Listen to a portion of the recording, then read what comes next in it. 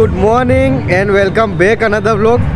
स्वागत करता हूं दोस्तों एक ताज़ा तरीन नए व्लॉग के साथ। और आज मैं व्लॉग बनाने वाला हूं रामेश्वरम के ऊपर। रामेश्वरम जो टेम्पल है वो बहुत ही रहस्यमय टेम्पल है और बहुत ही पुराना इसकी कथा है, रामायण से जुड़ी हुई है, तो वो भी मैं आपको बताऊंगा। फिलहाल मैं यहाँ पे रुका था पंजाबी ढाबा और ये भाई लोगों के साथ काफ़ी प्यार दिया मेरे को और 2 टाइम का खाना भी और सुबह नाश्ता। फिलहाल दोस्तों मैं रामेश्वरम के इतिहास के बारे में बात करेंगे, उसके बाद जाएंगे धनुषकोडी। धनुषकोडी इंडिया का लास्ट प्लेस है, वहाँ से फिर श्रीलंका आता है। तो यहाँ से जानते हैं यहाँ के इतिहास के बारे में। जुड़े रहे दोस्तों रामेश्वरम मंदिर है ये रामनाथपुरम डिस्ट्रिक्ट में आया है, तमिलनाडु के रामनाथपुरम डिस्ट्रिक्ट।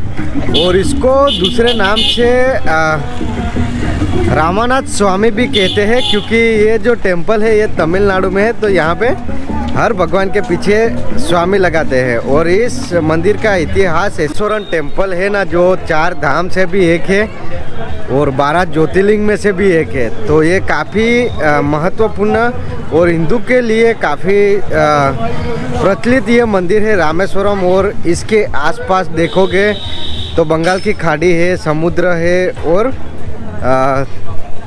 यहाँ लास्ट पॉइंट भी है धनुषकोडी। तो ये इंडिया का सबसे लास्ट टेम्पल यहाँ है रामेश्वरम में। और फिलहाल दोस्तों मैं हूँ अभी रामेश्वरम और जानते हैं, और बहुत ही रहस्यमय टेम्पल है, तो सब कुछ धीमे धीमे जानते हैं इस टेम्पल के बारे में। ओके, माना जाता है कि भगवान श्री राम ने लंका के लौटने के बाद यहाँ पे भगवान लॉर्ड शिवा, भगवान शंकर की यहाँ पे पूजा की थी। और यहाँ पे इसके वजह से ये रामेश्वर मंदिर को भी रामेश्वर कहा जाता है और इस द्वीप को भी रामेश्वर टापू। ऐसी मान्यता है कि रावण का वध करने के बाद भगवान श्री राम अपनी पत्नी सीता देवी के साथ यहाँ पे पहले ही तट पे पैर रखा और एक ब्राह्मण को मारने के दोष को ख़त्म करने के लिए भगवान राम शिव की पूजा करना चाहते थे। और उनके बाद इन्होंने बोला कि हनुमान को आप जाके भगवान श्री शिवलिंग है वो उधर से उठा के हिमालय से लेके आओ। बट भगवान श्री यहाँ पे कोई टेम्पल नहीं था आसपास, तो हनुमान जी को बोला कि आप कैलाश में जाओ और भगवान शिव का शिवलिंग लेके आओ तो मैं उनकी पूजा करूँ। तो फिर भगवान हनुमान गए कैलाश पर्वत, बट उनको आने में बहुत ही टाइम लग गया। तब तक सीता माता ने अपने हाथों से रेत को शिवलिंग बना के फिर यहाँ पे पूजा किया। और तब तक हनुमान जी भी आ चुके थे और उसके बाद हनुमान जी वही जो कैलाश पर्वत से जो शिवलिंग लाए उसी का यहाँ पे स्थापित किया और आज भी यहाँ पे ये शिवलिंग अभी भी। और दोस्तों उसके बाद 15वीं शताब्दी में राजा उड़ैन सेतुपति एवं नागौर निवासी से 1550 में ईस्वी सन 78 फीट का ये जो पूरा गेट बनवाया और उसके बाद गोपुरम का निर्माण करवाया था। फिर 16वीं शताब्दी में मंदिर के दक्षिण में दूसरे हिस्से की दीवार का निर्माण तरुणमयी सेतुपति ने करवाया था। मंदिर के द्वारा पर की तरुणमयी एवं इनके पुत्र की मूर्ति विराजमान है। 16वीं शताब्दी में मदुरै के राजा विश्वनाथ नायक के एक आदेश ने राजा उड़ैन सेतुपति कटोत्तर ने नदी मलयम का निर्माण करवाया था। माना जाता है कि वर्तमान समय में रामेश्वर मंदिर जिस रूप में मौजूद है उसका निर्माण 17वीं शताब्दी में करवाया गया था। जानकारों के अनुसार जिनहर सेतुपति का रघुनाथ किलवान का इस मंदिर के निर्माण के कार्य का पूरा साम्राज्य जाता है। तो रामेश्वरम 2 पत्थरों से बना हुआ है, आप यकीन मानोगे? यह मंदिर 1000 फुट लंबा और 650 फुट चौड़ा है। 40 फुट ऊंचे 2 पत्थरों पर इतनी ही बराबरी है। और ये जो 2 पत्थर है ये खास करके लाए गए थे श्रीलंका से मंदिर के निर्माण के लिए। अभी इसके दर्शन की बात करते हैं तो सुबह ये खुल जाता है 5:30 बजे और उसके बाद 1 बजे तक दर्शन चालू रहता है, उसके बाद बंद हो जाता है। फिर से 5:30 बजे खुलता है और 8 बजे बंद हो जाता है। ये है इसका दर्शन का टाइम। और आप जहाँ से भी हो आ सकते हो। यहाँ पे रेलवे स्टेशन है, ट्रेन है, सब कुछ है, बस की सुविधा है। रामेश्वरम। अभी दोस्तों फ़िलहाल हम लोग निकलते हैं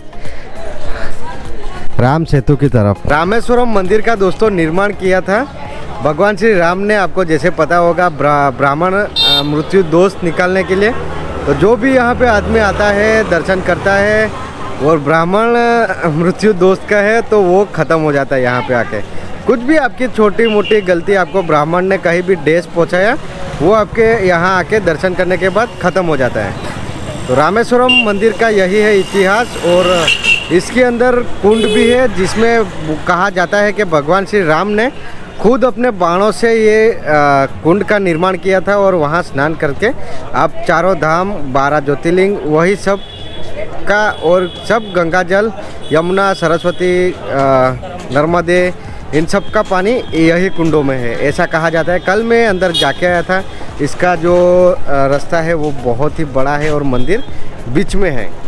तो आप रामेश्वरम आ रहे हो और अकेले आ रहे हो तो मत आओ, क्योंकि 2 लोग साथ में लेके आओ। यहाँ पे अकेलों को रूम कोई देता नहीं है, क्योंकि बंदा अगर अकेला रहता है तो कुछ भी कर लेता है, ऐसा कहते ये लोग। और गवर्नमेंट, यहाँ के गवर्नमेंट का और पुलिस का नोटिस भी है इनके साथ। और कल मैंने सोचा था कि मैं 2 दिन यहाँ पे स्टे करूँगा मस्त कमरा लेके, बट कोई बात नहीं, भगवान चाहते हैं तो सब कुछ हो जाता है। मैं रेस्टोरेंट में नाइट रह लिया और आज फिर से नाइट वहाँ पे रुकूँगा। तो फिर से मैं लिफ्ट ले रहा हूँ धनुषकोडी जाने के लिए। आज बैकपैक नहीं है तो थोड़ा हल्का हल्का लग रहा है तो मज़ा आ रहा है, बट फिलहाल मेरे को तो ऐसा अंदर से वो ऑकवर्ड लग रहा है कि अगर बैकपैक नहीं है तो कोई लिफ्ट नहीं देगा। देखते हैं गाइस लिफ्ट देते हैं कि नहीं लोग।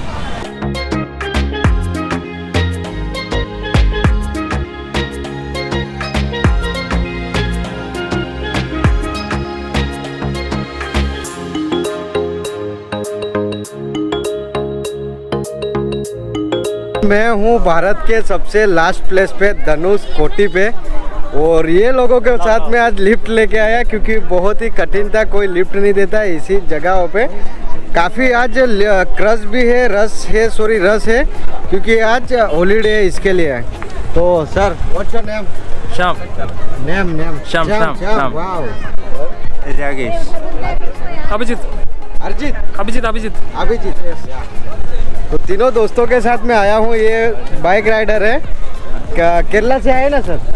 त्रिवेंद्रम। जैसे आपको पता होगा त्रिवेंद्रम में रात में कैसे रुका था, वहाँ से ये लोग आए हैं। कोई बात नहीं, यहाँ पे देखो बहुत ही बड़ा भीड़ है आज तो। आज यहाँ पे बहुत ही पब्लिक है क्योंकि आज हॉलीडे है। और ये रहा इसका लास्ट प्लेस। और इसके बाद देखो आगे आई थिंक श्रीलंका दिखता है कि नहीं, हम साथ में देखते। ओ श्रीलंका तो नहीं दिखता, बट आप यहाँ से अगर राम सेतु देखना चाहते हो तो फिर आपको दिखेगा, मैप में आप देखना, वहाँ से राम सेतु पूरा दिखता है। तो यहाँ से सामने एग्जिट है श्रीलंका।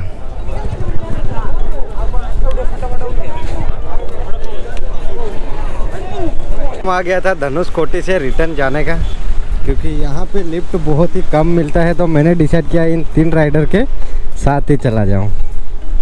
और यहाँ पे ये समुंदर है, मतलब महासागर, हिंद महासागर है ये।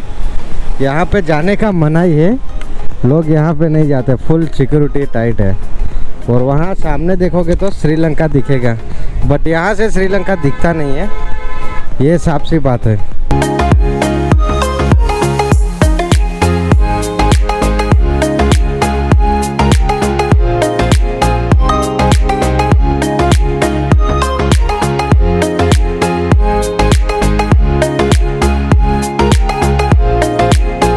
तो चर्च भी है, बहुत पुराना है, और पुराना नहीं होगा तो ये सुनामी में पूरा डूब के पूरा टूट गया है। देख सकते हो पूरा डिस्ट्रॉयड हो चुका है। और आगे एक ये चर्च का एक बोर्ड है और दूसरा एक रेलवे स्टेशन का। तो आई थिंक अंग्रेज़ों के टाइम पे यहाँ पे रेलवे स्टेशन भी हुआ करता था, और रेलवे भी यहाँ पे ट्रेन आती थी यहाँ तक। और हो सकता है कि फिर उसके बाद ये जब सुनामी आई उसके बाद ये सब डिस्ट्रॉयड हो चुका और सब कुछ टूट चुका है। देख सकते हो ये पत्थर, और पत्थरों में से पूरा ये टूट चुका है।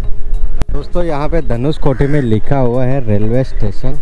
तो ये बहुत ही बड़ा रेलवे स्टेशन यहाँ पे था अंग्रेज़ों के टाइम पे, और अभी ये डिस्ट्रॉयड हो चुका है क्योंकि सुनामी के टाइम पे यहाँ पे कुछ भी नहीं बचा। यहाँ के झुपड़े जो घर होते हैं वो भी पक्के नहीं होते, इसी तरह से बनाए होते हैं, क्योंकि कल ये टूट जाएंगे, क्या पता कल कुछ भी हो सकता है सुनामी के टाइम पे, इसके लिए यहाँ पे ऐसा है। दोस्तों इसी ब्लॉग को करते हैं यहाँ एंड, और आज भी मैं हूँ श्री पंजाबी ढाबे पे, आज भी यहीं पे स्टे कर रहा हूँ। और आज का ब्लॉग आपको अच्छा लगा होगा क्योंकि रामेश्वरम का इतिहास और धनुषकोटी ये सब कुछ पुराना इतिहास है, रामायण से जुड़ा हुआ। आई होप आपको वीडियो अच्छा लगा होगा, और अच्छा लगा होगा तो please like share and subscribe. मिलते हैं दोस्तों एक ऐसे ही मज़ेदार ब्लॉग के साथ, तब तक अपना और अपने परिवार का ध्यान रखो। थैंक यू दोस्तों।